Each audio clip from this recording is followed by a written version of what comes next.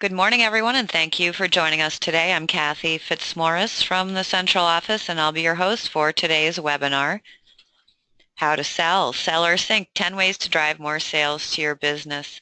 Your microphones and telephones are currently muted to eliminate background noise during the program. We will take questions at the end of the presentation. To ask a question, type it into the question box on your control panel, or if you have a working microphone, raise your hand by clicking on the hand icon and I'll unmute you. Today's program is being recorded and will be available through WebMQS in the Shared Resources section. And I'd like to thank our Brockport SBDC for arranging this webinar. So let's get started. I'm very pleased to introduce Michael Krause, President of Sales Sense Payments. Welcome, Michael. Welcome. Thank you so much. I'm excited to be here this morning, and thank you so much for your time in advance.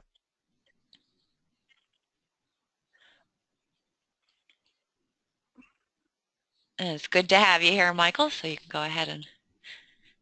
No problem. So, well, good morning, everyone. I definitely appreciate everyone's time this morning. The presentation will be 10 ways to generate more sales to your business and sales approach techniques that work. I've been in sales my entire life. I'm actually a fourth-generation sales professional. So I've been in the payments industry since 1999. I'm a certified payment professional, and I'm rated by Better Business Bureau as A+. And I'm author of Sellers Think and Smart Prospecting That Works Every Time by McGraw-Hill, available on Barnes & Noble and Amazon.com.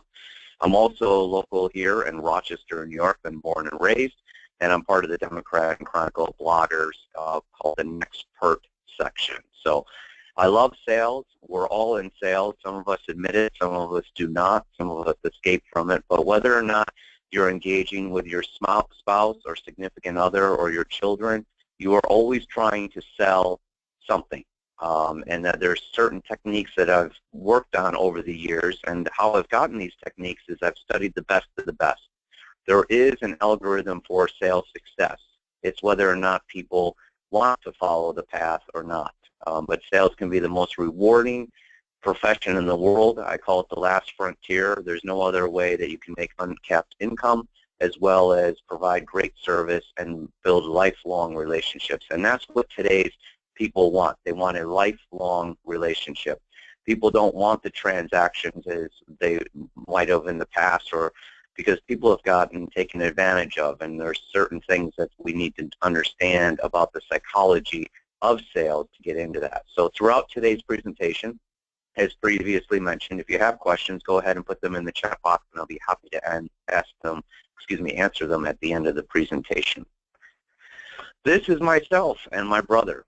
This is my first sales career, and I'm sure a lot of you have had a lemonade stand or some sort of fruit stand or some sort of early business on.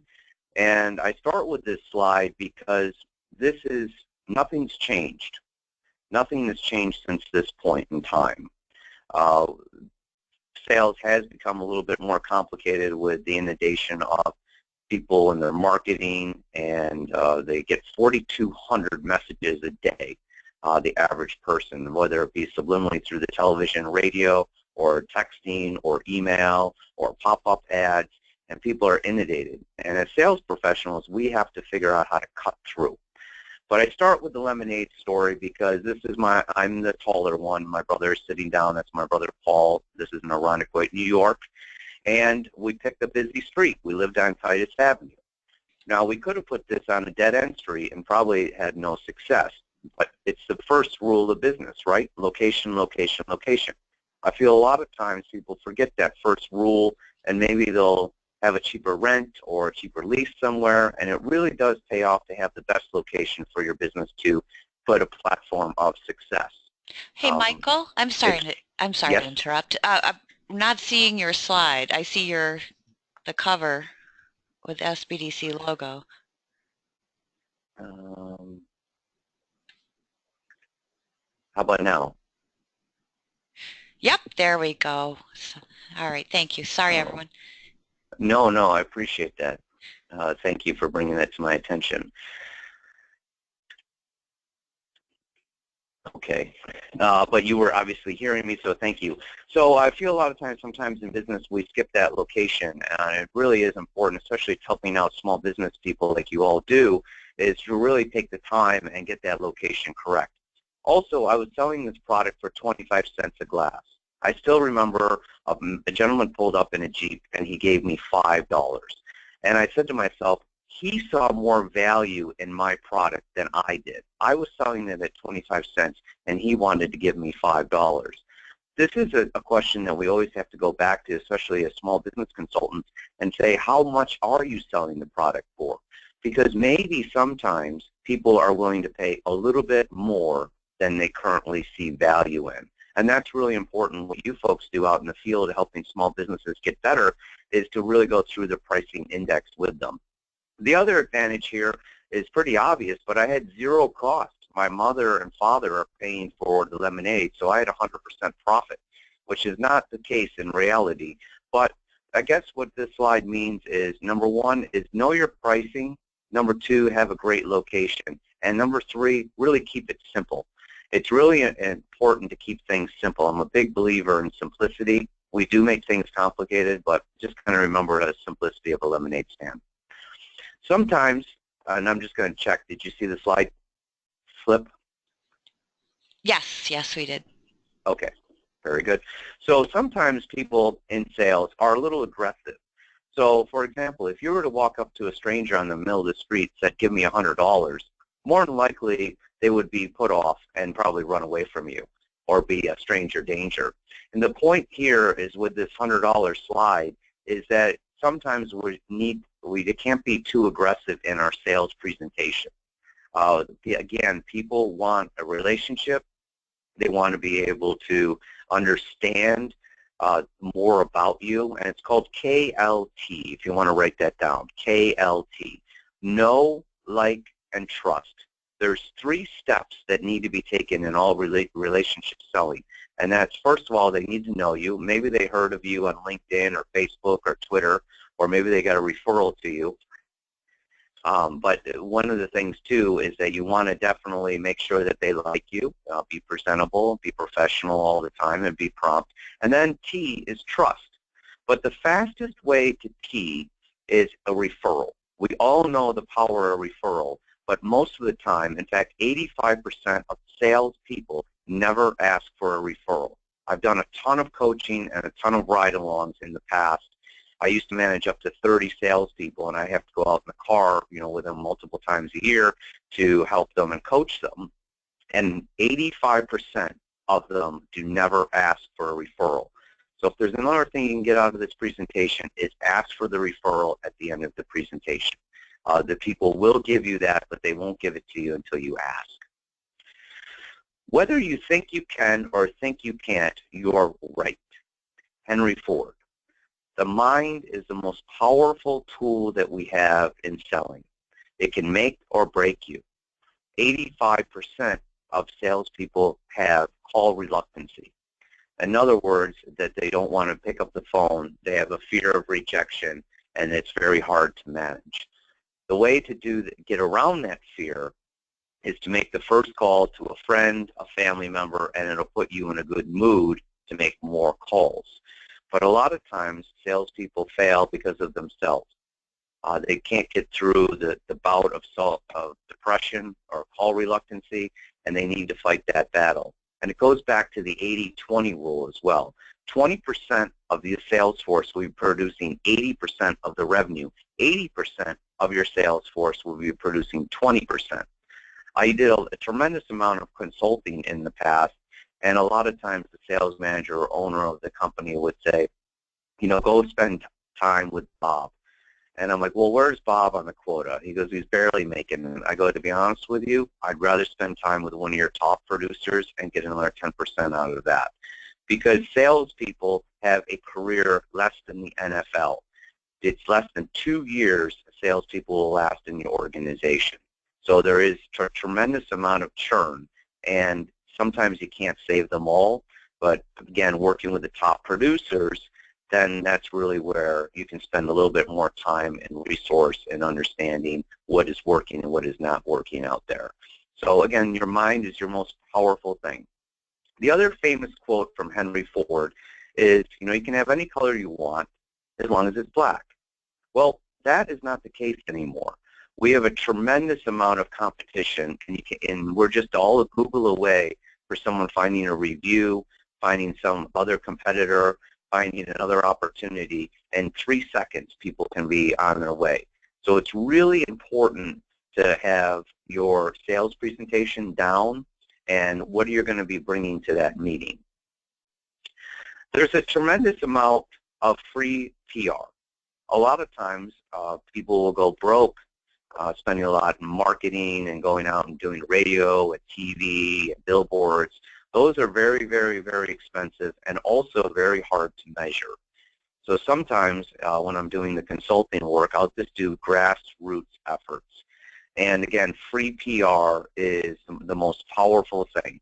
For example, on Sunday, I was just in the Democrat and Chronicle on an article on gift cards. Last night, I was at a presentation, and 3 people said they saw the article.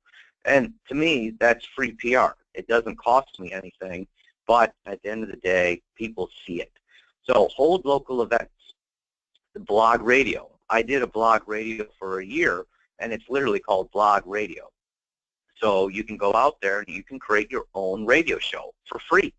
And then what you want to do is invite other experts, and then you become the expert. Build a relationship with a reporter. It's really easy to go through a newspaper and call people and say, I think I have an idea or a story that is interesting to your readers. And if they hear that, they will respond. Another thing with dealing with a reporter is always be available.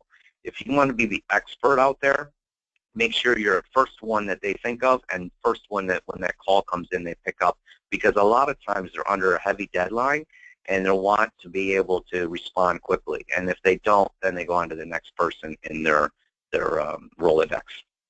LinkedIn and Facebook, 100% free. Yes, there are paid versions on both of those, and you can do advertising. But for the most part, LinkedIn and Facebook are free.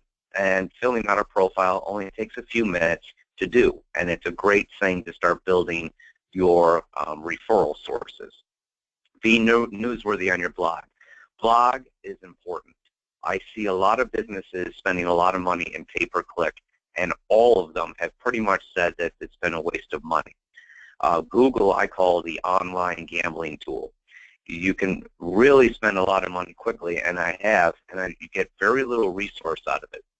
The key to having a great website is to have the ability to have content. Content is still king, and it's really important. And all of this boils down to becoming an expert.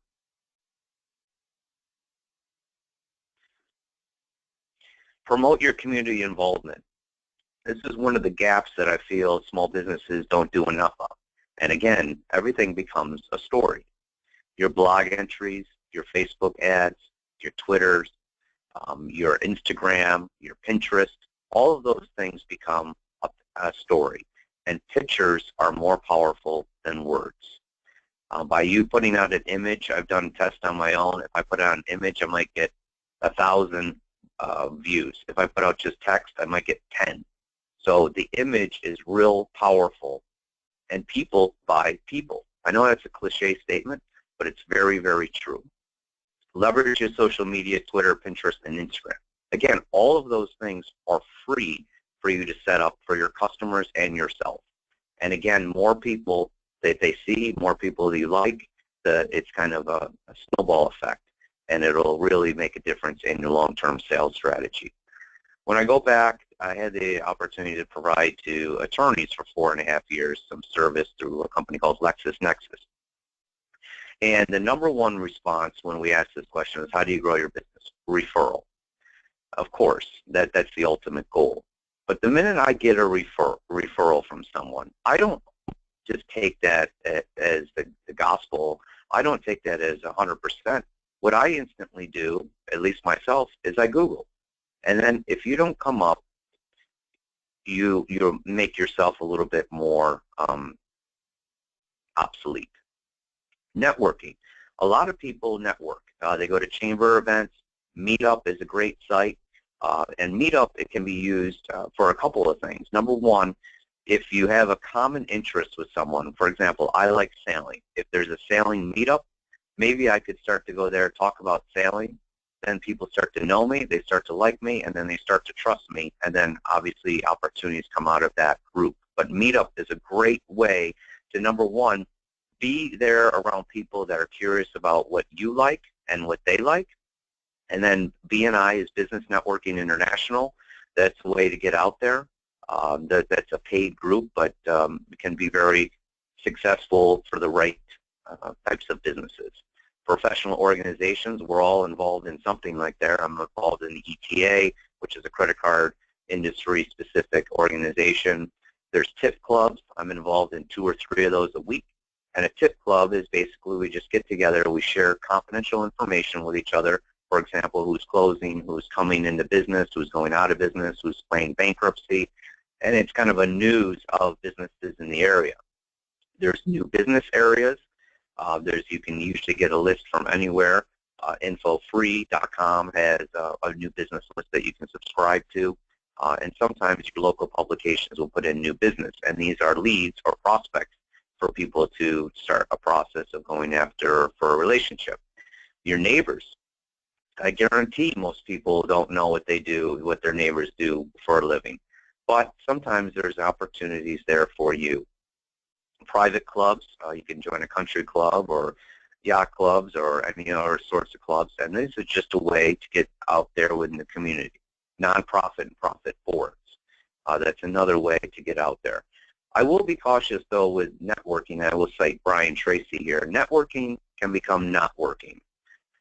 There's a number of people out there that are professional networkers. But I always say the rule is, and I wrote an article on it, have a goal when you go to a networking event. Maybe it's the rule of 3. I'm going to set 3 appointments in this time frame and have a next step. It's going to be very hard for you to get sales opportunities in a networking event. You have to invite the person to coffee. You have to learn more about the person. And then obviously there should be a mutual beneficial relationship to share leads and opportunities there. Social media. I get a lot of questions when I'm presenting about social media. Why would someone care if I just ate a salmon is usually a common statement. Well, that person's not using social media correctly. So I wouldn't be too concerned with those types of thoughts. But in today's business society, you really do need a Facebook page. You do need a Twitter page. You do need a LinkedIn account because your absence does lead to suspicion. And that's really, really important to understand. And all of these accounts usually are free. For example, this presentation is going to be on YouTube, and then that'll be out there for people to listen to at their leisure. But that's another service that is out there, and it also brings credibility to you. The first thing I go through when I'm helping people out with a social media strategy is have a strategy. How are you going to present yourself? And now if it is going back to the salmon example, no one really is going to be bothered with that. But if you're expanding, you have new hires, if you're an expert in your field, people are going to care about that. And that's really, really, really important to understand is that you have to have a strategy. So number one is, are you going to be doing this once a week, once a month, once a year, and have some sort of planning calendar. When I sit down with someone that is interested in social media strategy, we will plan out 12 months. This is what we're going to talk about, this is what we're going to present, and this is how we're going to do it. And then this way, your thinking is over for the year. And now it's just filling in the gaps. Sometimes people say, well, I don't know if I can write. No problem. There's plenty of ghostwriters out there that will help you and manage your content. So be consistent, have a purpose, and also use tools. Hootsuite is one of the most powerful tools in the world. It manages your social media. So, for example, if you do sit down and do the 12-month strategy, we could load up that content for the next 12 months and just put a calendar in there, and it'll come out Wednesday, 9 a.m. every week. So it's a really self-management tool. And also, inside that, You can look for opportunities. For example, maybe a keyword would be small business. Well, every time small business is put out there in social media, you will get an alert, and then that'll come back to you, and maybe you can respond to that person. So just starting a small business looking for help. Well, those kind of tweets are out there all the time, and then you, as an expert, can respond to them, love to help you. And then there's no better timing in sales than perfect timing. And the perfect timing is when someone has the need and you respond. Google Alerts, another great tool that's free. Google Alerts is basically, it scans the internet looking for keywords and phrases, summarizes it in a daily or a weekly message to you right to your email. So you can do new businesses, Monroe County. You can do starting a business and put all these alerts out there, and then they're able to put that right into a condensed email once a day, or again, once a week. Mini videos. You know, I'm a strong believer in people's time is super valuable, and less is more. So anything under 2 minutes, more than likely, is going to get viewed. If you start going long, then more than likely it probably won't. So less is more, be to the point, and you don't have to be Steven Spielberg. You know, years ago you probably did, because there was a different credibility out there with video. But nowadays our iPhones or smartphones has the same ability as you setting up a room in your office or at your home and doing videos. So you don't need to be complicated anymore. It can be real simple, and the more casual, probably the more likely it's going to be viewed. And it could be simple things like, here's a new product, or I was helping out a delivery company once, and a box of the month pretty much. And then what they did is have a contest of who got the box first, and then record it and put it on their Facebook. So then that became a viral activity for people to get that box first. Then it was the unveiling of what is in the mystery box every month. And that was a really cool way for them to get their brand out there and have their customers participate in that. There's nothing more powerful than that referral. And it's really important to see that, because then that goes on someone else's page, and that's when things become viral, when it keeps going forward. I just had a local restaurant took a photo of a garbage plate wrap. They had 250,000 views off that one image, because people were fascinated that he put a garbage plate in a wrap. And I'm sure if you're from upstate New York, you know what a garbage plate is. So LinkedIn, there's 467 million people in over 200 countries. It was originally started as a headhunting site. So basically recruiters were getting together to share information. Now it's the #1 B2B, business-to-business website out there. And it's faster than 2 new members per second, over 30 million students, and recent college graduates. I had the opportunity to teach at SUNY Brockport for 1 semester, and I was amazed. I said, well, connect with me on LinkedIn. They're like, what's LinkedIn? I immediately became their first homework assignment, because LinkedIn is such a powerful tool, and it's a resume online for you to learn more about people. And it's really important to understand that people are looking for you. Again, going back to the referral thing, they basically are going to check up on you, and it's really important to check up on you. I mentioned this a few times, but I feel like this picture or illustration says it all. Your absence leads to suspicion. So again, going back to the referral source, if I Google someone and you don't come up, do you think the credibility goes up or down? It goes down immediately, because in today's world, it's really, you should be out there. Whether or not you want to be is another story, but you should be out there, because immediately if Bob refers you to Sue, and then I Google Sue, and Sue doesn't come up, I'm a little bit nervous about this already. So it's important at least to have the profile out there. Going back to social media too for a moment, if you get into it, make sure you stay into it, because everything is time-stamped, and if it says 2012, your credibility could be a little bit down on that. Loyalty and gift cards. One of the things that you see around the holiday season is, buy a $20 gift card, get a $5 gift card for free. The reason they do that is because 50% of them never come back. It's a real cash cow for businesses. So in the right retail or restaurant or business setting, gift cards can be a gold mine for that customer to get out there. And a gift card goes in your wallet. A gift certificate goes in the top drawer in your bedroom and then is never seen again into the abyss. But for example, Starbucks and Home Depots of the world issue a ton of gift cards. And it goes in your wallet, and it's a constant reminder to go back. Today's small businesses can be just as powerful as big businesses.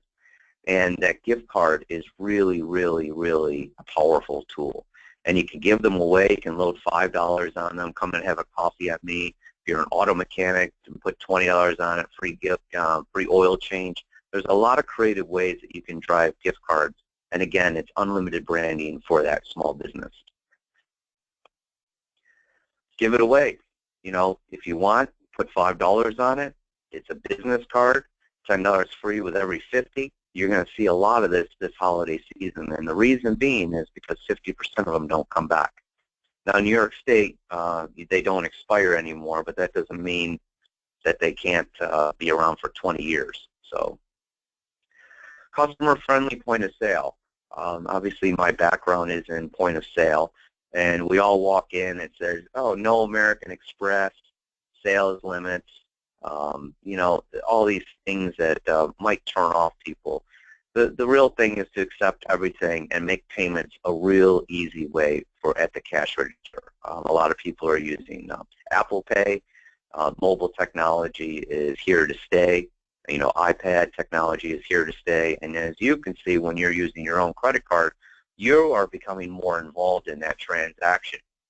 On the back side of things that I encourage small businesses to do is collect that email, collect that phone number, and then if they opt into your marketing, you have a lead or a customer for life. A lot of times when I'm setting up new businesses, we call it the new business honeymoon.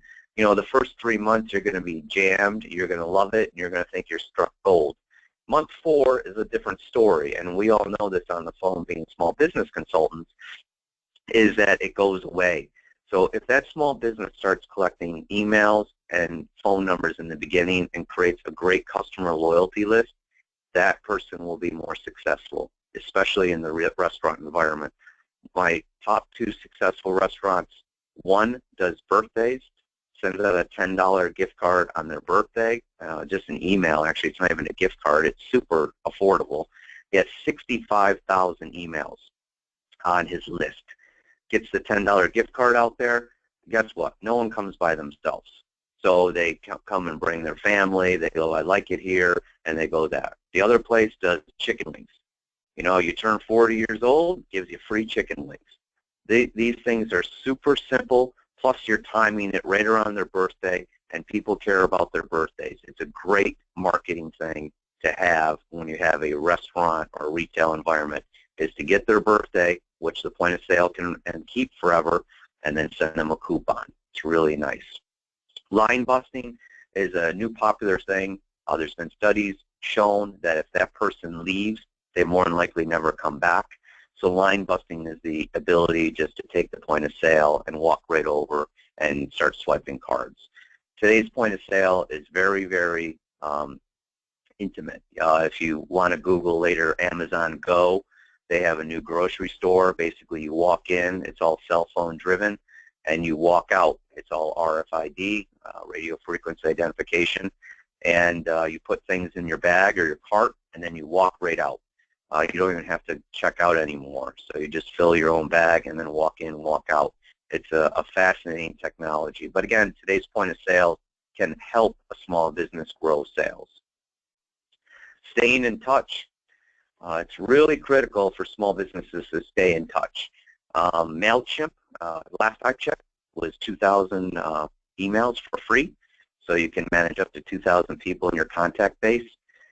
Constant Contact, that's also a mail system. Social media is a great way to stay in touch. Offer a promotion to join the list. Sometimes I recommend, $5 off your next purchase. If you put in your email address, give that prospect or that new customer incentive to get their information. And then paperless receipts. There's a great way. It goes to their cell phone now. The other thing, too, on this slide that I want to go into a little bit more is reviews. The most powerful thing, again, is referrals and going back to KLT, know, like, trust. If you have a lot of reviews out there, it's very powerful. And number one, it helps you in search engine optimization. Number two, it helps you out with credibility. Number three, if I see, John Clark out there that put a review, and I know John Clark, now it's a solidified relationship that I want to do business with, because it's a credibility stamp, and it's a really powerful thing. And get those reviews out there online as soon as possible. Referrals, handwritten notes. I still do it. My grandmother taught me that a long time ago.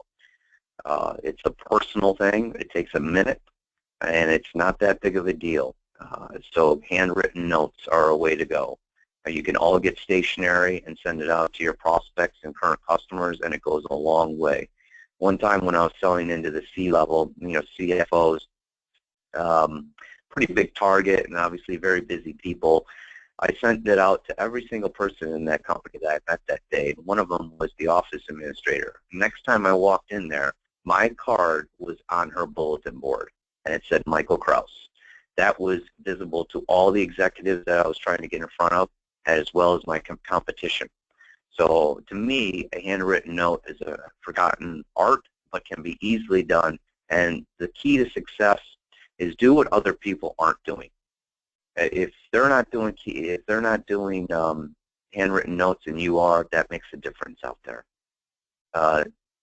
Signs or business continues to grow through referrals. Pretty much every single doctor has that in their office. Ask.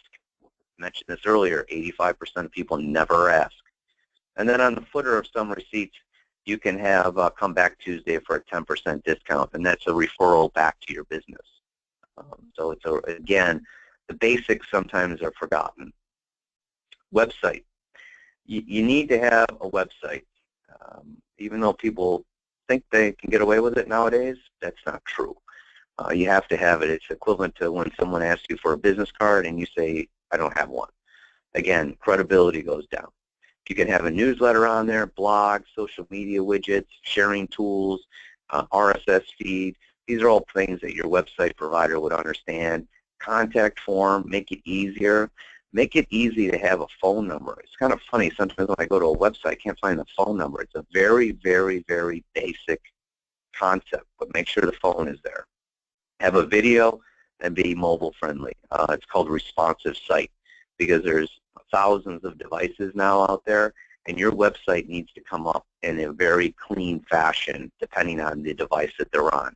And if it's on a larger device, it has to come up in a larger font. If it's on a smaller device, smaller font. They can kind of see dominoes here. If you were to order it online, it's on the left, and then a standard website. It's clear as day that you would want a mobile website. Also, with this is online ordering is the thing of the future, and it's already here. 6 out of 10 people order food through a website each week. So if you are working in the restaurant retail community, encourage them to do an online app. It's real straightforward. It can be as low as $40 a month, and they can really drive more sales to their operation. The Godiva brownie. I get this question a lot. Who's the best salesperson you ever met in your life? It was a waiter down in New York City at Morton's. This guy came out with so much excitement, it blew the table away. And he goes, if you're even thinking about dessert, you should order this Godiva chocolate stuffed brownie that takes 45 minutes in the oven to make. Well, what do you think we did? We ordered that dessert. We didn't even have a drink, an appetizer, or anything. This person came in and closed the opportunity. Because at the end of a restaurant, after a meal, what do we say? We're full. So begin with the end in mind. Stephen Covey's 7 Habits of Highly Effective People, I highly recommend, and as well as all Malcolm Gladwell books. But right there, he took the objection away out of the sales process. Ask yourself sometimes when you go through a sales process, where's the hook? Where did I miss it? And more than likely, you probably didn't begin with the end in mind. And this gentleman did. He says, I'm going to sell more desserts. I'm going to make more money. I think I roughly said about $30,000 I figured out when I was sitting there that he's making additional each year. And everyone in that restaurant had a Godiva chocolate stuffed brownie. I'm kind of going to go away in a couple techniques here with now sales. So the first part of this was just about the opportunities of internet and social media and kind of driving more traffic, more leads. But now when you get the lead, what do? The worst way to open up a presentation is to kind of be like this gentleman.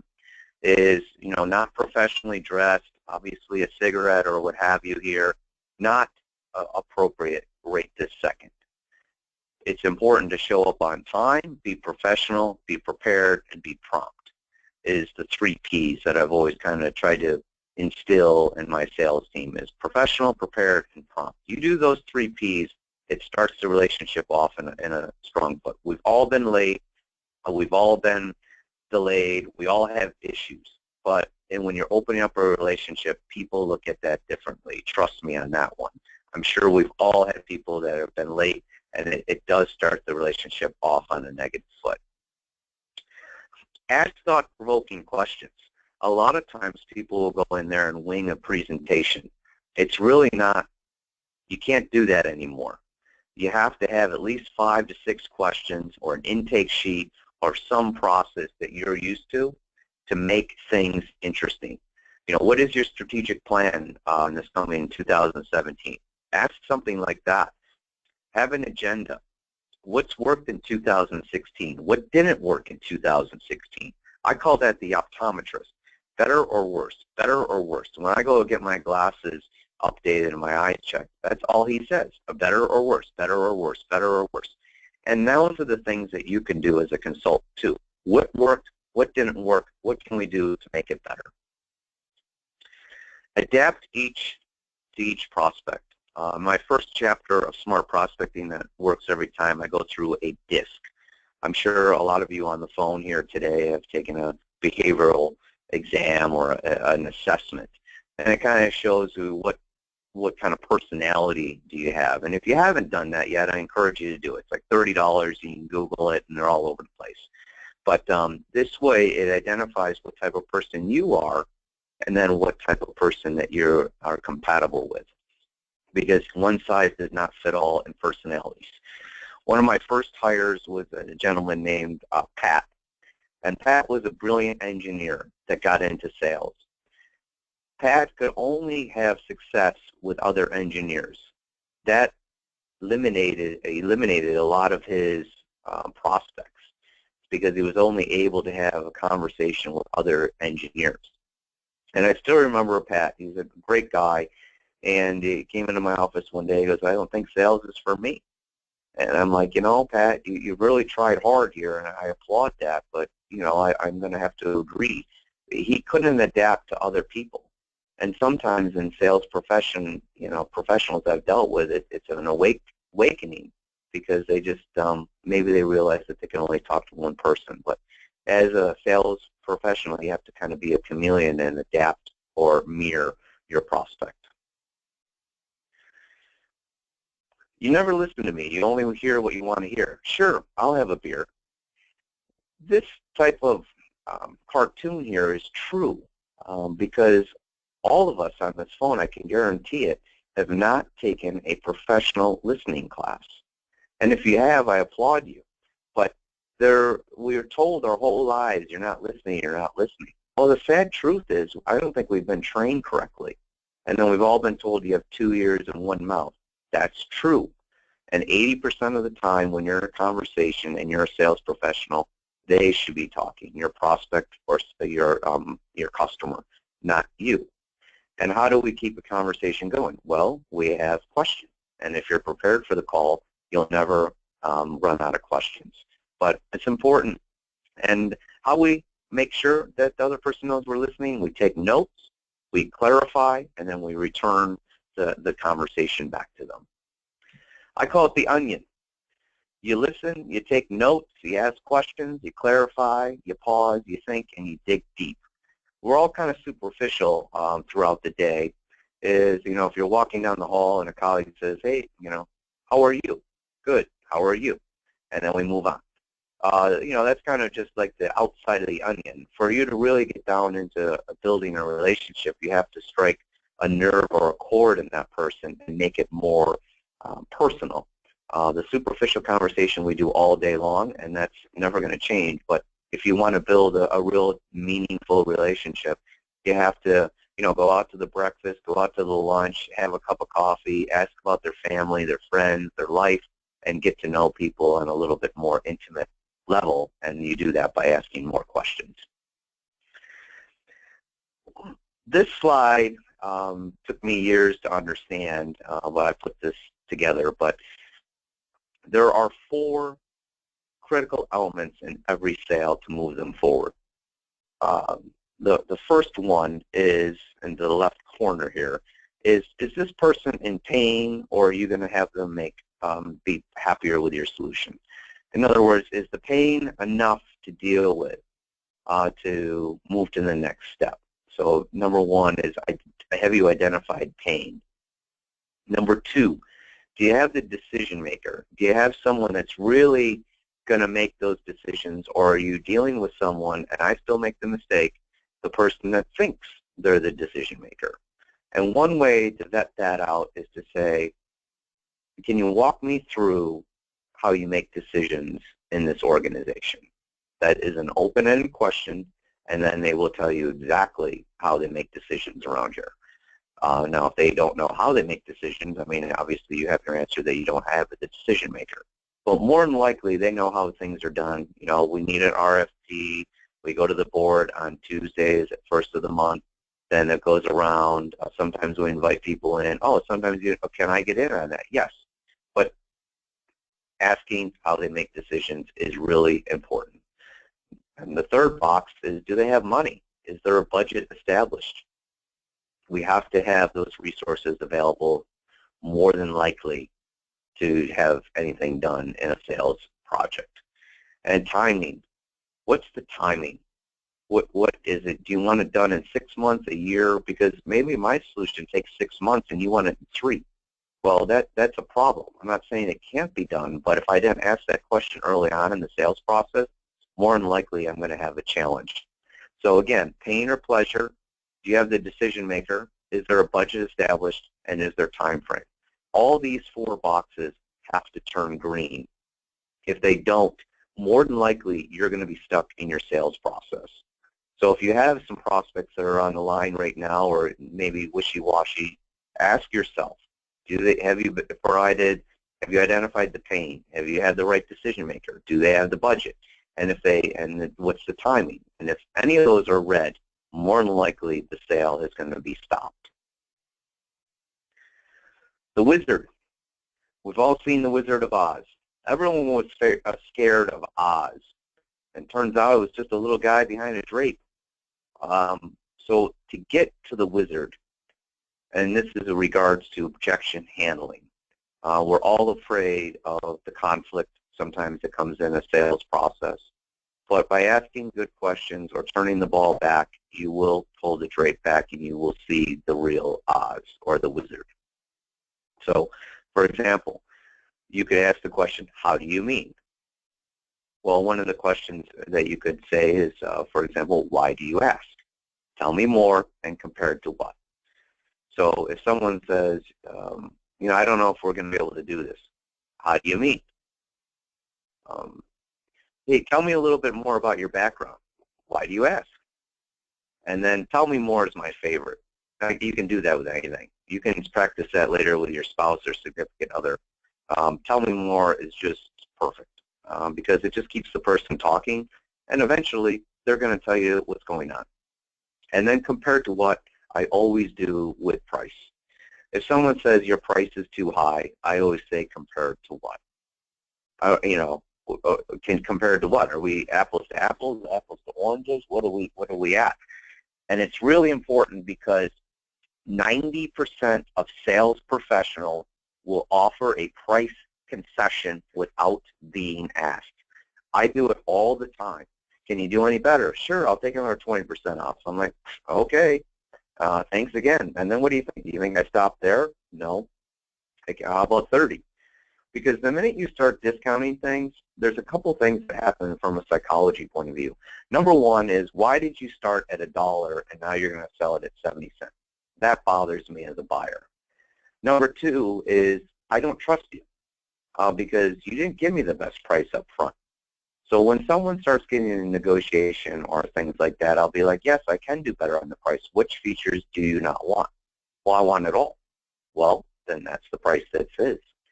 And that takes a lot of work, and it's easy to talk to on a webinar, but in practice, it does take practice because you want the sale and you know you need it. But on the other hand, if you slow down and create value, it's really important. That goes back to the lemonade stand. Sometimes, you know, you're selling a glass of lemonade for 25 cents and someone's willing to pay $5. Sometimes price doesn't come up. Sometimes it does. But if you hold your ground in your price and actually it's fair price, more than likely people will respect you more than you discounting. So kind of closing down here is the final thoughts. Number one is listening. Sounds basic, but practice listening by getting some notes, responding back to the person, and having clear objections. Ask great questions. Come in prepared. Have 5 or 6 questions that you have already know that are going to move this prospect forward, and you'll be happier. And then you can also have an agenda in front of them and what's better or worse. Ask yourself, what's the next step? When I leave a sales call and I'm doing coaching or with myself, I always say, did I leave with the next step?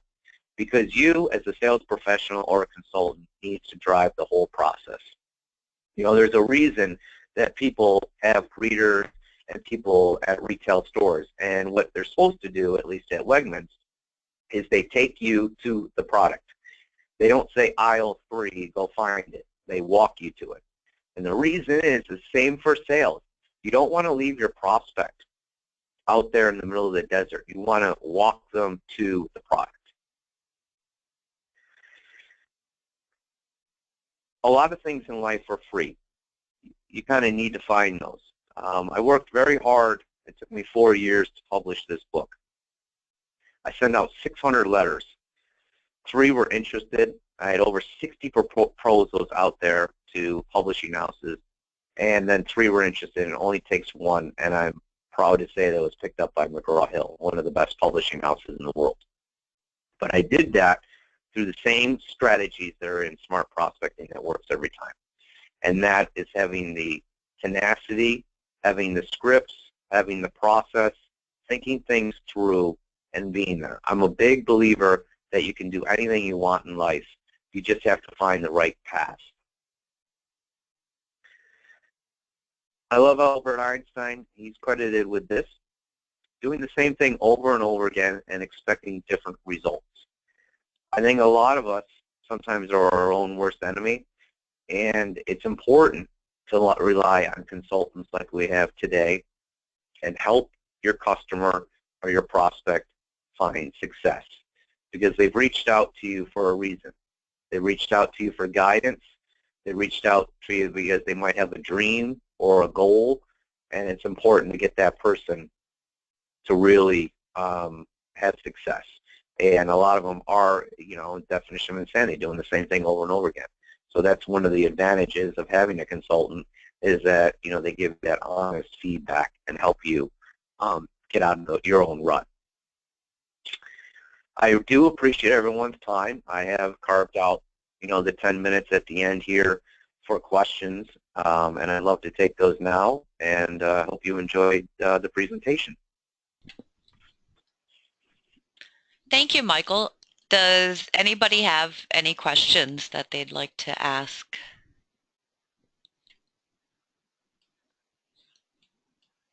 Or any comments?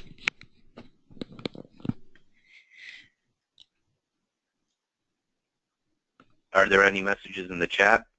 No, there aren't. Okay. I think you were just very thorough, Mike. Okay. That sounds good. Yeah. Oh, excellent presentation. Thank you, Michelle. Sent that comment in. If you do have questions that you think of later, I'm sure Michael won't mind if you contact him directly. Another comment, great presentation from Evelyn. So we will go ahead and wrap this up, and great job from Corey. Oh, Evelyn's applauding in her office. So you really did a great job. This was a great presentation, Michael. So I thank you for presenting to us today, and thank you everybody for joining us. And